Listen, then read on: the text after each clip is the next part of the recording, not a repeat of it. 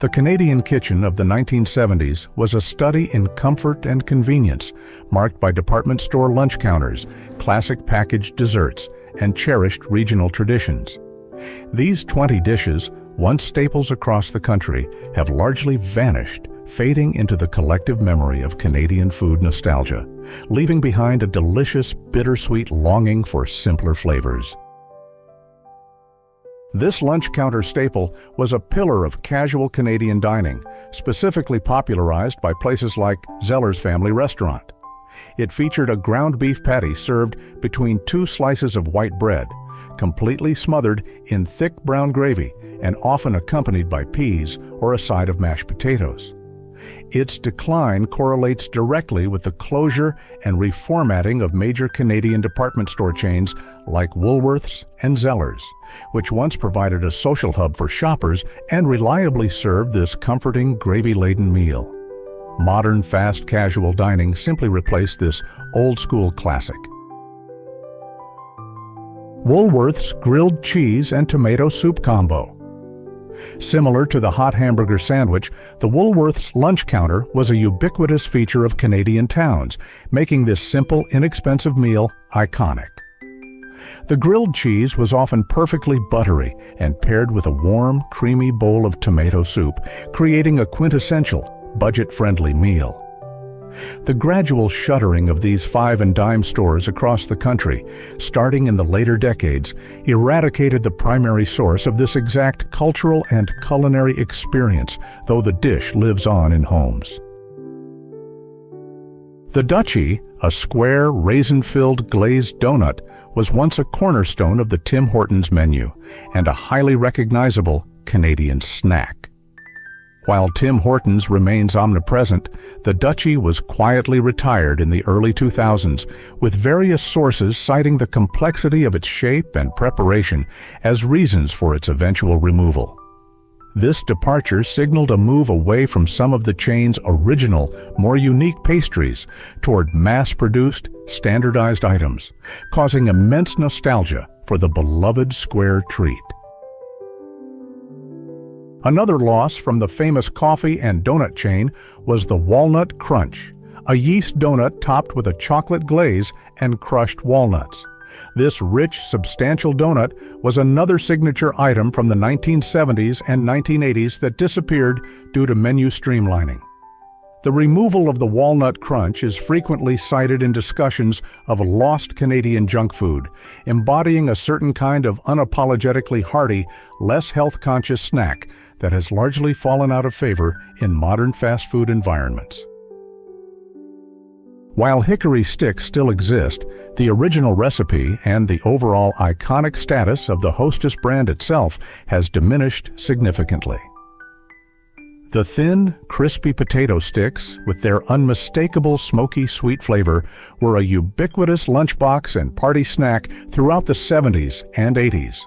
The decline is tied to corporate takeovers and rebranding, which saw the disappearance of many classic Hostess chip flavors, though the core Hickory stick product survived under other banners, losing some of its classic Canadian identity. The original Mackintosh toffee was sold in a solid brick that often required a hammer to crack into manageable pieces, which made the ritual of eating it as iconic as the taste.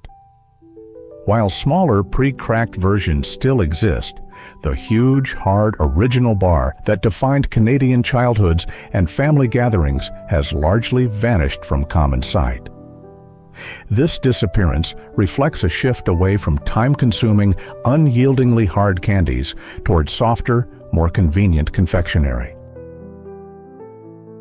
Glosettes Glosettes, chocolate-covered raisins, peanuts, or almonds sold in a distinct small box with a viewing window were a movie theater and corner store classic in the 70s. The original recipe and packaging, including the rattling sound of the box, are deeply nostalgic. Although they can still be found occasionally, their cultural prevalence has waned, overshadowed by larger, more heavily marketed international candy brands that have taken over shelf space in Canadian convenience and drugstores. The Wig Wag Bar was a Canadian chocolate confection often described as layers of vanilla and chocolate nougat and marshmallow, sometimes with a nut or fruit flavor, all covered in a chocolate shell. It was a well-loved regional snack that, like many smaller candy bars, could not compete with the consolidating power of international confectionery giants. Its disappearance from corner store shelves marks a loss of regional sweet individuality in favor of globally recognized brands. Salada Junket was a dessert mix that was popular in the 70s. It was a milk-based custard made with a rennet tablet that coagulated the milk, resulting in a slightly sweet, delicate, and silky smooth pudding-like dessert. Its popularity declined sharply as convenience and pre-packaged desserts like instant pudding became dominant. The need to carefully handle rennet and the texture, which is unlike modern puddings, contributed to its fading relevance in Canadian kitchens.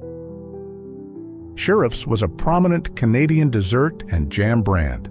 Their lollipop pudding was a line of instant or ready-to-make puddings that were highly popular, often using novelty names and bright packaging to appeal to children.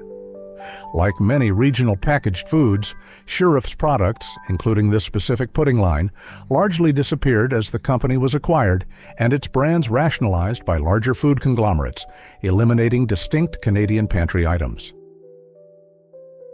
While technically still a tradition in some northern indigenous communities, the status of jellied moose nose as a recognized, if exotic, feature of Canadian cuisine has faded significantly in mainstream discourse.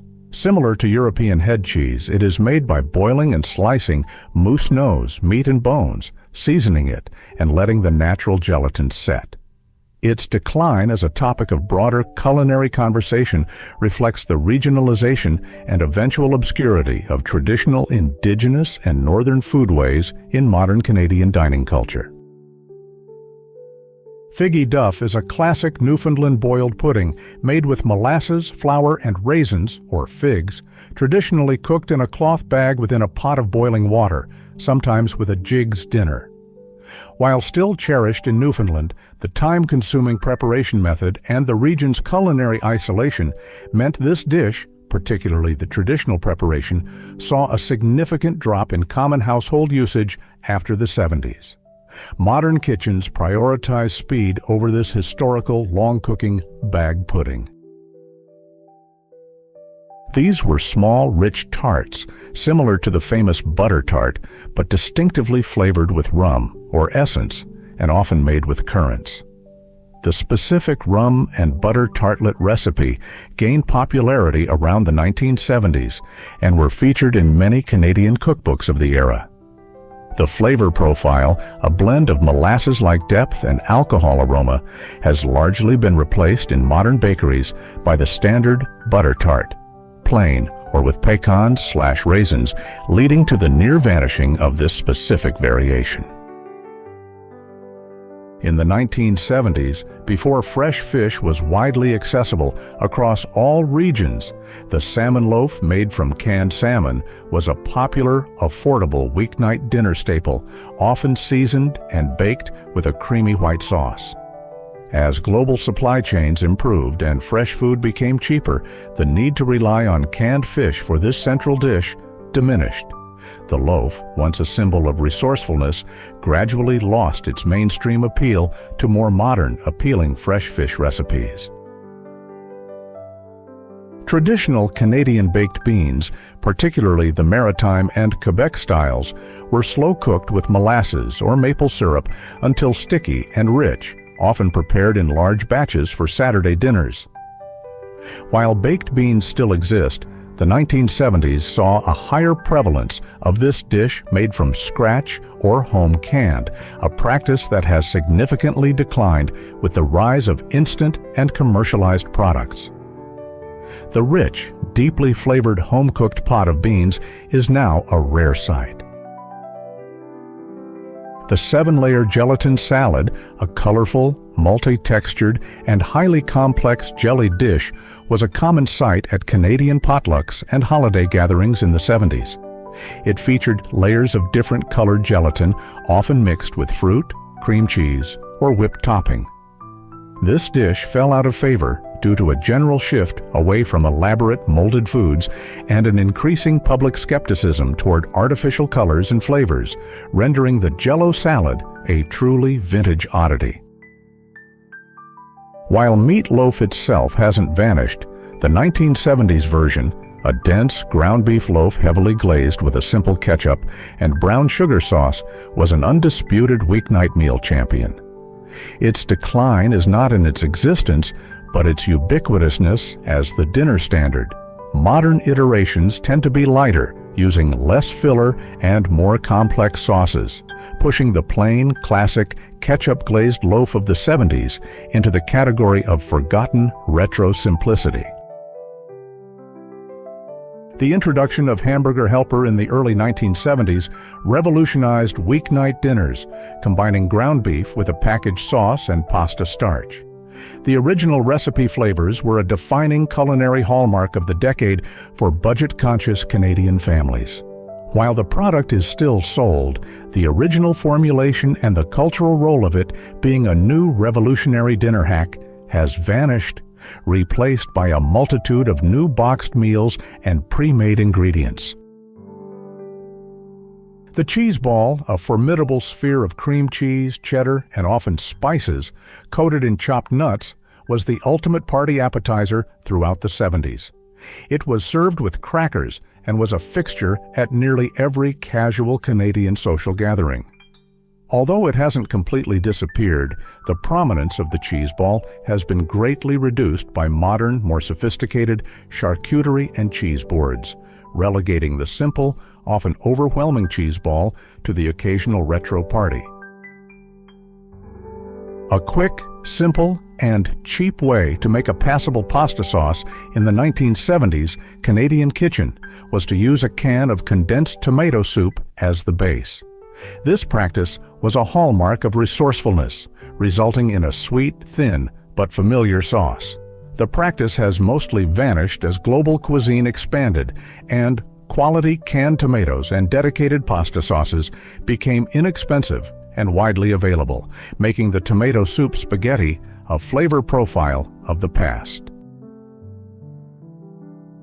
These iconic 1970s Canadian dishes, from gravy-soaked diner sandwiches to the legendary Walnut Crunch, are now just cherished memories. They represent an era of affordability, simple comfort food, and unapologetic artificial colors. Though vanished, these flavors remain a bittersweet, delicious testament to a bygone Canadian kitchen and the cultural history that shaped it. Comment down below. Which dish was your family's destination? Thanks for watching, subscribe to the channel, and we'll see you next time.